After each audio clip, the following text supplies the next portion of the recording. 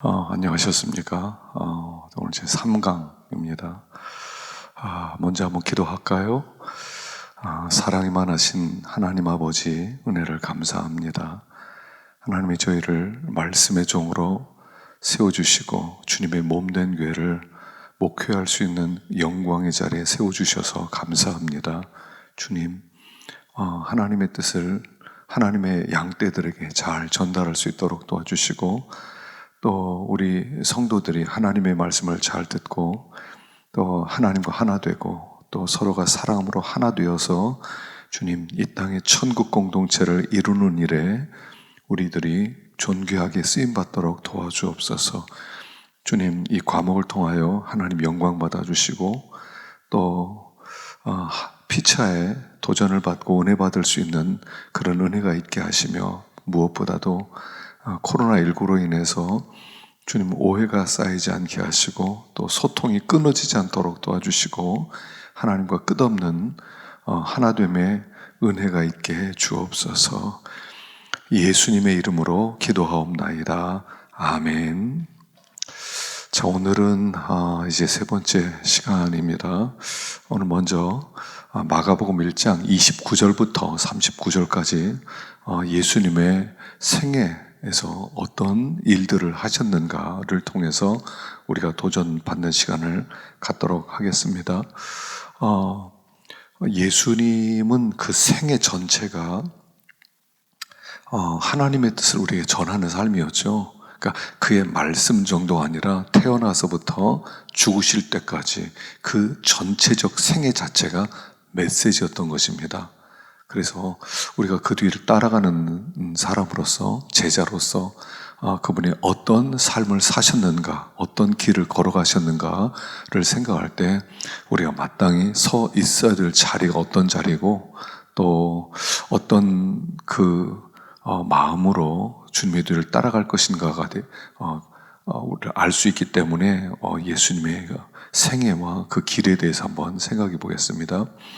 자, 29절에 보면 이런 말씀이 있어요. 회당에서 나와 곧 야고보와 요한과 함께 시몬과 안드레 집에 들어가시니 시몬의 장모가 열병으로 누워있는지라 사람들이 곧 그 여자에 대하여 예수께 여짜온대 나아가서 그 손을 잡아 일으키시니 열병이 떠나고 여자가 그들에게 수종드니라. 베드로의 장모님을 고쳐준 유명한 얘기가 기록되어 있어요. 그런데 예수님의 생애는 여기 물론 이제 베드로가 주님의 제자가 되었을 때 주님께서 그 가정에 평강을 주시고 또 그 가정을 하나님이 치료하심으로 복되게 하셨다는 그런 메시지도 있지만, 예수님의 생애 자체는 뭐냐면 치유하는 그런 생애셨죠. 그래서 예수님 오셔서 각색병을 고쳐주셨습니다. 자, 그런데 이 병을 고쳐주셨다 그러니까 사람들이 막 몰려듭니다. 치유의 역사가 나타나니까. 그런데 사실은 예수님이 병 고쳐주신 일을 통해서 그 사람들이 다시는 병에 안 걸리게 됩니까? 폐병에 걸린 사람을 고쳐주었습니다. 중풍병자들을 고쳐주셨습니다. 그러면 다시는 그 사람이 병에 걸리지 않습니까? 대개 중풍병 이렇게 뇌경색 있는 사람들은 고침받고 나서 다시 2차 뇌경색 올 가능성이 훨씬 높죠. 근데 예수님이 치유했다는 것은 치유 자체가 목적이 아니라는 것을 보여주시죠. 사실은 병 고침을 받는다는 것은요, 우리의 고통이, 병 고친 사람의 고통은 병 들어본 사람은 알 수가 있죠. 병원에 입원을 해서 퇴원할 때 그 감격은 아파본 사람만 알아요. 저도 예전에 이렇게 탈장 수술을 해서 2주간 입원을 한 적이 있었거든요. 그래서 15일째 되는 날 퇴원을 하는데 퇴원하는 날 눈물이 막 나는 거예요. 저는 입원을 또 처음 그렇게 해봤었고 또 다 낫고 나오는데 하늘을 보니까 하늘에 그 해가 그렇게 환하게 비치는 걸 처음 알았고요. 그렇게 의사한테 고마운 마음 들더라고요. 치료비 다 내고 나서요, 의사한테 차를 사주고 식사를 대접하고 커피도 대접하고 싶고요, 돈을 더 한 100만 원 주고 싶더라고요. 너무 감사해서. 그거는 들어본 사람만 알죠. 지금 예수님께서 그런 병을 고쳐주셨다 하는 것이에요. 근데 이 병 고쳐주셨다는 것이 무슨 뜻이냐면, 그것은 너의 아픔을 나도 알고 있다. 너의 고통에 하나님이 동참하고 있다는 것을 보여주는 얘기예요, 사실은. 물론 예수님이 하나님의 보낸 메시아고 그가 우리를 치료하는 분이라고 하는 어떤 그런 상징적인 그런 교훈도 있지만, 굉장히 중요한 교훈이 뭐냐면, 하나님은 너희들의 아픔에 동참하고 너희들의 고통에 동참하고 계시다. 너희들이 아픈 것처럼 우리 하나님도 아파하고 계신다는 것을 보여주는 겁니다. 그 치유라는 것은 뭐냐면, 하나님과 너희는 하나라는 것을 가르쳐 주는 거예요. 내가 아픈데 그가 아파요. 그거는 하나인 사람에게만 일어나는 거예요. 여러분, 사실 내 자식이 아프면 잠을 못 자고 함께 아파하죠. 남의 자식이 아프면 솔직히 내가 아픕니까? 안 아파요. 왜냐하면 남이거든요. 근데 하나님이 우리 아픔에 함께 동참하시고 치유하심으로 말미암아 그 하나님과 우리는 하나라는 것을 보여주는 사건이거든요. 그래서 하나님의 마음을 보여주는 게 치유 사건이에요. 여러분, 호세아서에 보면, 호세아서 6장을 보겠습니다. 나는 인애를 원하고 제사를 원치 아니하며 번제보다 하나님 아는 것을 원하노라. 여러분, 선지서가 17권입니다. 17권에서 선지서의 가장 중심은 호세아서입니다, 사실은. 호세아서의 가장 중요한 게 6장 6절이에요. 나는 인애를 원하고 제사를 원치 아니하며 번제보다 하나님 아는 것을 원하라. 이게 선지서에서 하고 싶은 하나님의 메시지예요. 나는 인애를 원한다. 나는 너희들이 제사를 나에게 주면 내가 드리면 내가 좋아할 줄 알지만 나는 너희들의 사랑을 원하고, 나한테 번제를 드린 것보다 하나님을 아는 것을 원한다. 하나님이 어떤 분인지 알기를 원하는데 하나님은 어떤 분이라는 거예요? 나는 인애하는 하나님이다. 나는 사랑의 하나님이라는 걸 너희들이 알았으면 좋겠다, 이 뜻이에요. 이게 선지서의 핵심이에요. 하나님을 알기를 원하고요, 우리 하나님은 사랑의 하나님이라는 것을 알기 원한다. 그리고 이게 이 복음서에서 극단적으로 나온 게 치유로 나타났단 말입니다. 나는 너의 아픔에 함께 동참하고 있고 너의 고통에 함께 동참하면서 너의 아픔이 내 아픔이다. 우리 하나님 그런 하나님이라는 거예요. 출애굽기도 보면 34장 6절에 여호와께서 그의 앞으로 지나시며 선포하시되 여호와라 여호와라 자비롭고 은혜롭고 노하기를 더디하고 인자와 진실이 많은 하나님이라. 여러분, 출애굽기 34장이 어느 배경입니까? 이스라엘 백성이 금송아지를 섬겼어요. 그래서 금송아지를 모세가 율법을 받으러, 십계명을 받으러 호렙산에 시내산에 올라갔을 때 시내산에서 40일 동안 있는 동안 이스라엘 백성이 뭘 했냐면 우상을 만들었단 말입니다. 모세가 내려와 보니까 난리가 났어요. 우상을 섬기고 있어요. 그래서 막 극도로 화를 내죠. 그 다음에 졸판도 깨뜨리고, 그리고 그 우상을 물에 타서 막 가루를 만들어서 막 마시게 하고, 그리고 우상 섬겼다는 3,000명을 막 죽이기도 하고, 그리고 나서 다시 산으로 올라갔습니다. 하나님, 우리 이 백성이 죄를 졌습니다. 이제 하나님이 어떤 벌을 내릴지 모르겠지만 하나님, 진짜 화가 났을 줄로 압니다. 그런 마음으로 올라갔을 때 하시는 말씀이에요.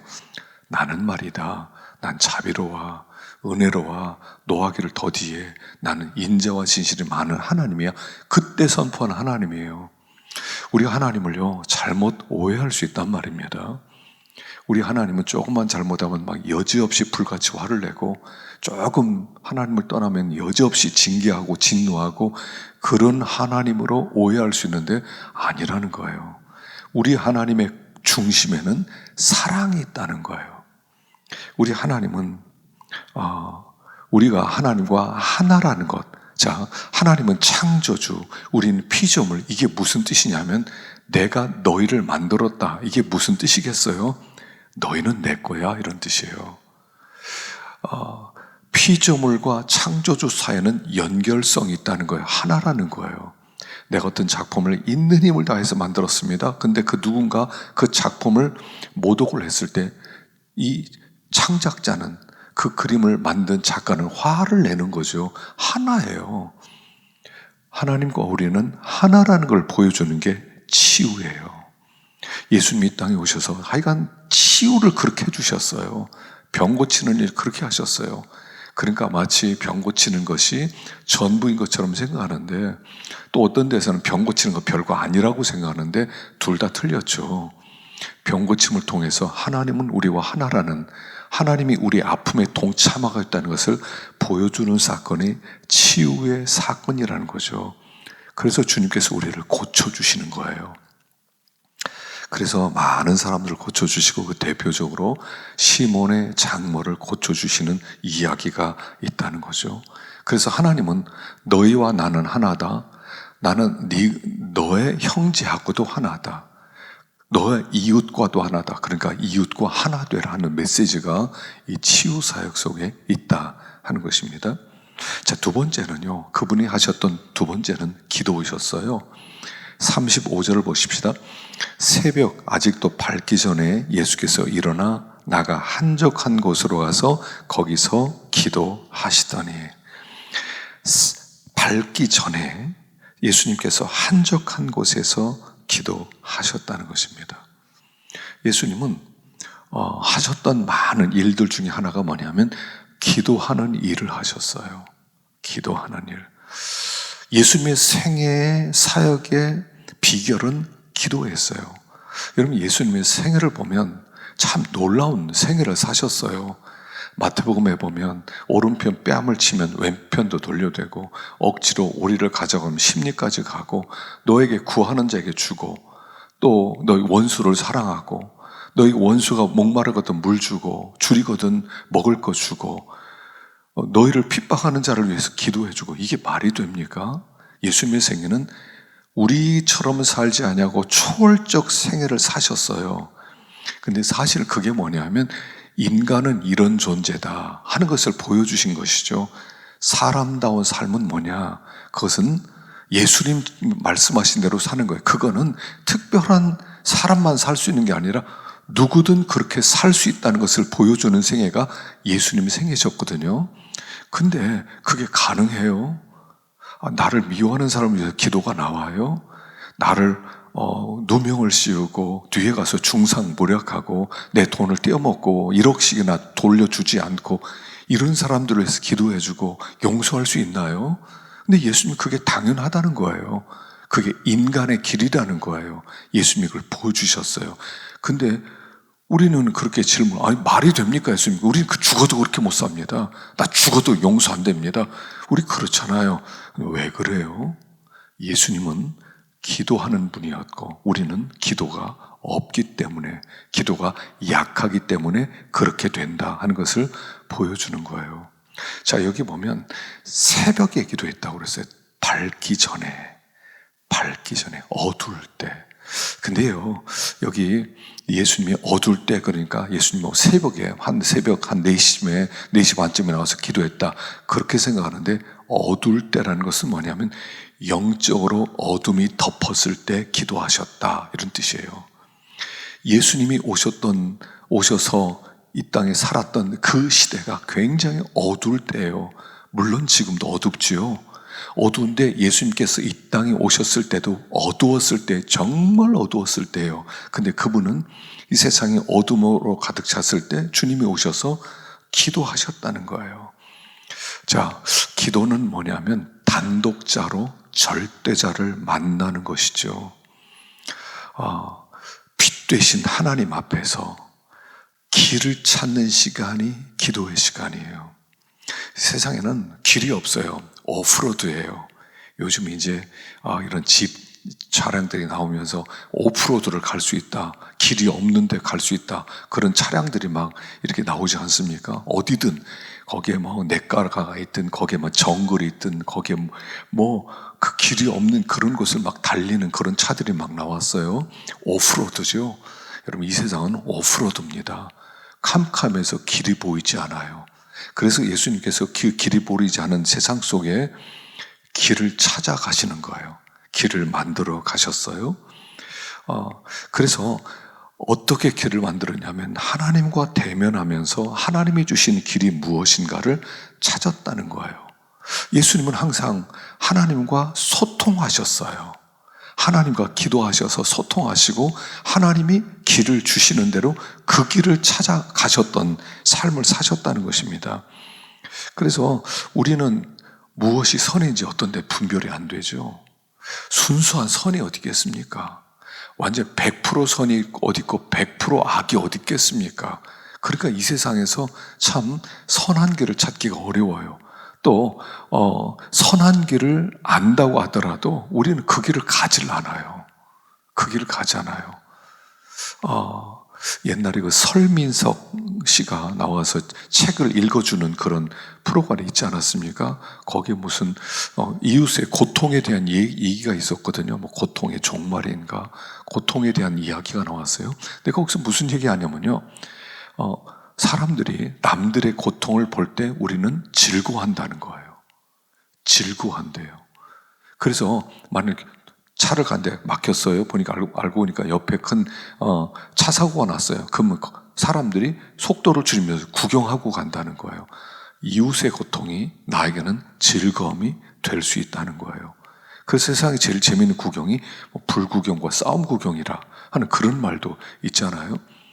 불 나서 그 집은 난리가 났어요. 근데 구경하기는 좋아요.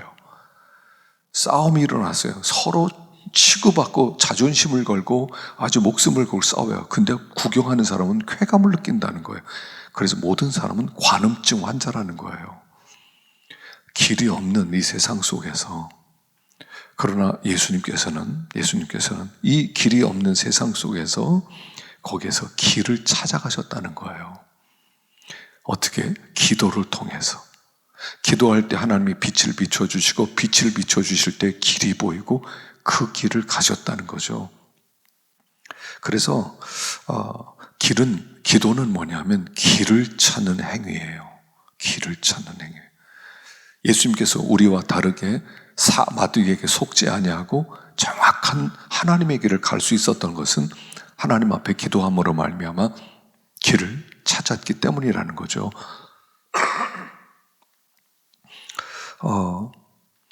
그래서 우리는 하나님과 매일 기도를 통해서 조율을 해야 돼요. 하나님과 나를 맞춰야 돼요. 악기를 가지고 연주하는 사람들은 악기를 연주하기 전에 조율을 합니다. 조율을 해서 정확하게 음을 맞추는 거죠. 기도는 이런 거예요. 하늘의 소리에 나를 맞추는 거예요. 그러니까 하나님이 무엇을 원하는지 맞춰야 돼요. 우리 교회 이제 청년 중에 하나가 이제 측량하는 그런 데 취업을 했어요. 토목과를 나왔는데, 그래서 물어봤어요. 야, 뭐 측량하는 거 뭐 어렵냐? 뭐 측량기 하나 들고 서로 서 있어서 맞추는데 뭐 어렵냐? 그러니까 이 친구가 너무 힘들대요. 왜냐하면 어떤 길을 만들든지 아니면 무슨 터널을 뚫든지 아니면 뭐 이렇게 집을 측량하든지 할 때 맞춰야 된다는 거예요. 이 맞추는 게요, 얼마나 정확해야 되냐면 거기서 조금이라도 차에 편차가 나면 나중에 멀리 가서 완전히 다른 길이 나오기 때문에 정확하게 맞춰야 된다는 거예요. 한두 번 맞추는 게 아니라 몇 번을 맞춰야 된다는 거예요. 그래서 거기에 서서 그 뜨거운 아래에서 종일 그러고 다녀야 된대요. 단순히 한 100m 측량하는 게 아니래요. 한 10km를 측량하는데 10m마다 측량을 한다는 거예요. 그러니까 막 계속 정확하게 가야 되니까 너무 힘들다는 거죠. 자, 신앙생활은 이런 겁니다. 뭐가 어려워요? 하나님과 우리 사이에 맞추는 게 어려워요. 측량해야 돼요. 하나님의 그 기준에 나를 맞추는 거예요. 그게 기도예요. 기도하면서 하나님의 뜻에 설 수 있도록, 하나님이 기뻐하는 길이 보이고 그 길을 걸어갈 수 있는 능력을 얻을 수 있도록 하나님 앞에 서는 행위가 기도하는 거예요. 예수님이 살았던 생애도, 예수님이 살았던 그 시대도 오프로드의 세상이었어요. 길이 없었어요. 근데 그 길이 없는 곳에 예수님이 기도를 통해서 하나님의 길을 만들어내셨던 분이시다 하는 거죠. 그래서 주님은 기도하는 길을 걸으셨다는 것입니다. 세 번째는 전도하셨어요. 38절에 보면 이르시되 우리가 다른 가까운 마을들로 가자. 거기서도 전도하라니 내가 이를 위하여 왔노라 하시고 이에 온 갈릴리에 다니시며 그들의 여러 회당에서 전도하시고 또 귀신들을 내쫓으시더라. 예수님이 가까운 마을로 가자. 거기서 전도하자. 그리고 그 여러 회당에서 전도하시고, 예수님은 이 땅에 살아서 하신 일 중에 하나가 뭐냐면 전도하는 일을 하셨대요. 그럼 예수님이 어떻게 전도했겠습니까? 예수 믿어라. 우리가 하는 식으로 예수 믿어라. 나 믿어라. 그럼 구원받는다. 물론 예수님이 그렇게 가르치신 부분도 있어요. 그런데 예수님께서 전도하셨다는 것은 뭐냐면, 그것은 예수님의 그 생애 전체가 전도하는 생애였다는 것을 보여주는 거예요. 자, 하나님은 우리를 구원받도록 하기 위해서 누군가를 이용해서 그 길로 이끌어 들이시는 거죠. 이 세상에서는 스스로 하나님을 만날 사람이 없어요. 스스로 하나님을 찾을 사람이 없어요. 기독교를 계시 종교라고 그러죠. 계시 종교라는 건 뭡니까? 하나님이 눈을 밝혀주셔서 감춘 것을 눈 밝혀주실 때만 비로소 내가 하나님을 만날 수 있다는 거죠. 내가 스스로 하나님을 만날 수 없다는 거예요. 우리는 소경이니까. 눈 뜬 사람이 소경을 인도해 줄 때 우리는 하나님을 만날 수 있다는 거예요. 그게 전도예요. 그러니까 하나님이 쓰신 방법은 전도라는 방법을 통해서 우리를 구원하는 거죠. 고린도전서 1장 21절에 보면 하나님의 지혜에 있어서는 이 세상이 자기 지혜로 하나님을 알지 못하는 거로 하나님께서 전도에 미련한 것으로 믿는 자들을 구원하시기를 기뻐하셨느니라. 전도에 미련한 것으로. 전도란 뭐냐면 미련한 방법이라는 거예요. 아니, 하나님을 만나려면 누군가에게 찾아가서 야, 예수 믿어라. 그럼 너 천국 간다. 구원받는다. 이게 말이 됩니까? 아니, 내 말을 듣고 야, 예수 믿으면 천국 가. 이 말 듣고 주님 앞에 올 사람이 있겠어요? 근데 있다는 거예요. 전도라고 하는 미련한 방법을 받아들일 만큼 가난한 사람을 부르신다는 얘기예요. 전도는 설득이 아니에요. 전도라는 가장 미련한 방법조차도 받아들일 수 있는 가난한 자를 부르시는 하나님의 방법이라는 거예요. 그게 전도예요. 그래서 하나님 우리 전도라는 미련한 방법을 통해서 하나님의 양떼들을 하나님께서 구원하는 일을 한다. 그 일을 위하여 우리를 부르셨다는 것입니다. 그래서 이 전도라고 하는 것은 생명을 얻는 아주 중요한 방법이죠. 자, 그러면 전도가 무엇이냐는 거죠. 전도는 뭐냐면 예수 믿으세요? 구원받습니다. 말로만 하는 게 전도입니까? 예전에 아시스의 프랜시스가 한 번씩은 이제 탁발하기 위해서 바울로 내려왔다고 하죠. 그리고 오늘 전도하러 가자. 그리고 이렇게 말했다고 합니다. 정 필요할 때 되면 말을 해도 좋다. 그러나 가능하면 않으면 말하지 말고 전도해라. 말하지 않고 전도가 가능해요? 아시시의 프란치스는 그렇게 말했다는 거예요. 이 프란체스코는 말 없이 전도하라는 거예요. 어떻게 해요? 가서 집으로 들어가면 이 가정에 혹시 제가 도울 일이 있습니까? 물어보라는 거예요. 그러면 마침 잘 오셨습니다. 우리 농사를 줘야 되는데 사람이 필요하면 농사진에 도와주세요. 그럼 네, 알았습니다. 종일 같이 밭 깔고 씨 뿌리고 도와주는 거예요. 또 우리 지붕이 새는데 잘 됐습니다. 위에 올라가서 지붕 좀 봐주세요. 그럼 지붕이 올라가서 비 새지 않게 하시고, 우리 가구가 좀 흔들리는데 이것 좀 봐주세요. 그럼 그거 고쳐주고, 지금 애 볼 사람이 없습니다. 애 좀 봐주세요. 그럼 애 봐주고, 종일 그러다가 밥 주면 얻어먹고 안 주면 그냥 이제 돌아가겠습니다. 인사하고 오라는 거예요. 그게 전도라는 거예요. 예전에 어떤 사람이 설암에 걸렸어요. 혀에 암이 걸려서 혀를 잘라냅니다. 그분이 이제 혀 잘라내기 전에 할 말이 없느냐. 그러니까 그 하나님께 감사하고 마지막 찬양을 부르고 혀 수술을 받았다는 얘기를 들었어요. 제가 이런 생각 들어봤어요. 목사인 나에게 혀 수술을 받아서 혀암에 걸려서 잘라낸다면 나는 어떻게 살아가지? 나는 어떻게 살아가지? 그때부터는요, 말로 설교하지 못하지 않습니까? 그때는 몸으로 설교하는 거예요. 어쩌면 그때 몸으로 하는 설교와 그 몸으로 하는 전도가 진짜 복음을 증거하는 행위일 수 있다는 생각이 들었어요. 하나님께서 우리를 부르십니다. 우리들로 하여금 전도해라. 근데 말로 전도하지 말고 몸으로 전도하라. 예수님은 몸으로 하나님의 사랑을 전하셨던 분이셨어요. 저희 교회 튀니지에 선교사를 하나 파송했습니다. 튀니지가 이슬람권이에요. 복음 전하기가 참 어려워요. 그래서 막 그 선교 편지를 이렇게 하면은 할 말이 없대요. 왜냐면 열매가 있어야지. 그 제가 그랬어요. 선교 편지 1년에 자주 보내지 마라. 한 번만 보내라. 그리고 그냥 살아라 그랬어요. 살아라. 거기서 예수 믿는 사람으로 살아라. 그게 전도다. 그곳에 이슬람 교도들 속에 하나님의 아들이 그곳에 살고 있다. 하나님의 아들이 살고 있다는 걸 그들이 알기만 해도 선교다. 거기서 큰일을 하려고 하지 마라.